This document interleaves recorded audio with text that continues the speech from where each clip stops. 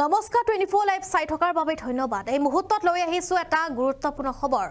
অচিন পোকৰ আক্ৰমণত এবাৰ অসুস্থ হৈ পৰিছে বহু লোক। ইতিমধ্যে এজন লোকৰ মৃত্যু ঘটিছে। অচিন পোকৰ এবাৰ আক্ৰমণত অসুস্থ হৈ পৰিছে বহু কেইজন ব্যক্তি, পুৰুষ মহিলা সকলো এতিয়া অসুস্থ হৈ পৰিছে। সবিশেষ তথ্য জনাবলৈ চেষ্টা কৰিম এই খবৰত। অচিন পোকৰ আক্ৰমণত এবাৰ অসুস্থ হৈ পৰিছে বহু লোক আৰু নগাঁৱৰ ঢিঙত অচিন বিষাক্ত পোকৰ আতংক দেখিবলৈ পোৱা গৈছে। অতিষ্ঠ হৈ পৰিছে ৰাইজ। অচিন পোকে কামোৰাৰ ফলত এজন লোকৰ মৃত্যু হৈছে। মৰিগাঁৱৰ যতীন শইকীয়া নামৰ লোকজনৰ মৃত্যু ঘটিছে অচিন পোকৰ আক্ৰমণত।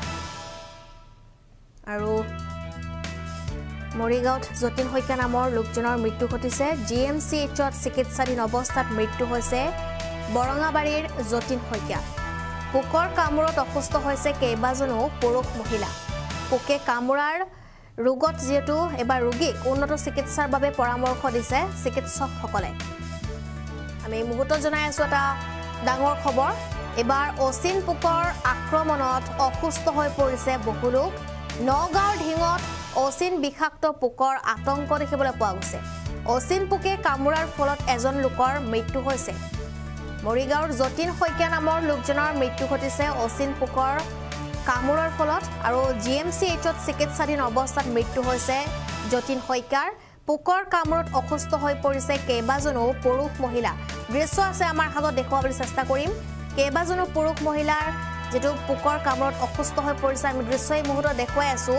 আৰু কেইবাগৰাকীও পুৰুষ মহিলাৰ এনেদৰে এতিয়া অচিন পোকত আক্ৰান্ত হৈ পৰিছে তেওঁলোক আৰু অসুস্থ হৈ পৰিছে।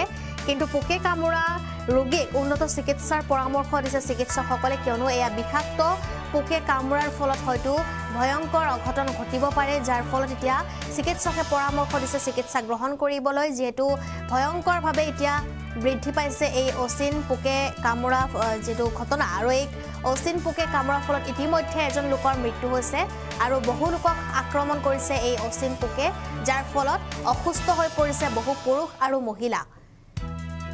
এই সন্দৰ্ভত মন্তব্য আছে আমাৰ হাতত, সেয়া শুনাবলৈ চেষ্টা কৰিম। নাপাওঁ বহুত সময়ৰ মূৰত মানে এনেকে চিকুটি চাওঁতে দেখিছো অকণমান চিকৰা নিচিনা পোকটো আপোনাৰ জেগাটো কলা কৰি ৰাখিছে। আৰু জেগাটো আজি মোৰ প্ৰায় এসপ্তাহ হ'ল, কিন্তু বিষ কমাই নাই, এতিয়াও বিষ আছেই। মোৰ ভনী যোৱায়ো সেই স্কাইটাইজ পোকটোৱে কামুৰিয়ে যতীন শইকীয়া তেওঁৰ ঘৰ মৰিগাঁও বৰঙাবাৰী তেওঁ অলৰেডি ঢুকাইছে। সেই তাৰপিছত সেইদিনাখন আগদিনা ৰাতি আপোনাৰ আবেলি সময় 4টা বজাত GMCলৈ অনা হৈছে, পিছদিনা ৰাতিপুৱা 7টা বজাত ঢুকালেই। গাঁৱতো বহুত মানুহক কামুৰিছে এইটো পোকে।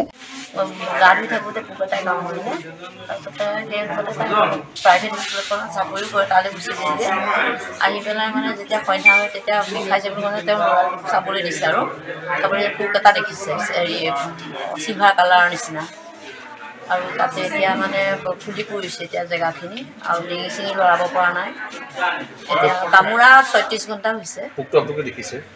সেই মোবাইলতে দেখিছোঁ, চিলভাৰ কালাৰ। কিবা ইনফেকশ্যন হৈছে নেকি? এতিয়াতো ডক্টৰৰ ওচৰলৈ আহিছোঁ, তেওঁলোকেহে ক'ব। 36 ঘণ্টা হ'ল ন? 36 ঘণ্টা হৈছে। ডক্টৰে কি কৈছে? ডক্টৰে এতিয়ালৈকে একো কোৱা নাই। কামোৰাৰ পিছতো স্কুল ডিউটি কৰি আছে। নগাঁও ডক্টৰৰ লগত যোগাযোগ কৰিছে এতিয়া। কি বুলি কৈছে তেওঁলোকে? এতিয়ালৈকে ডিক্লাৰ দিয়া নাই কি কৈছে। প্ৰতিক্ৰিয়া মানে কি? খুব বিষ?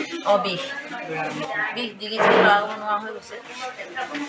আৰু যিটো কামুৰিছে সেইখিনি জেগা মঙহ নাইকিয়া, তাৰমানে উঠাই লৈ আহিছে ন? বিষোৱা নিচিনা হৈ আছিলে তাৰমানে প্ৰথম। তাৰপিছত দেখিছোঁ কোলাকে মাটিমাহৰ নিচিনা এটা গুটি এটা উঠিছিলে।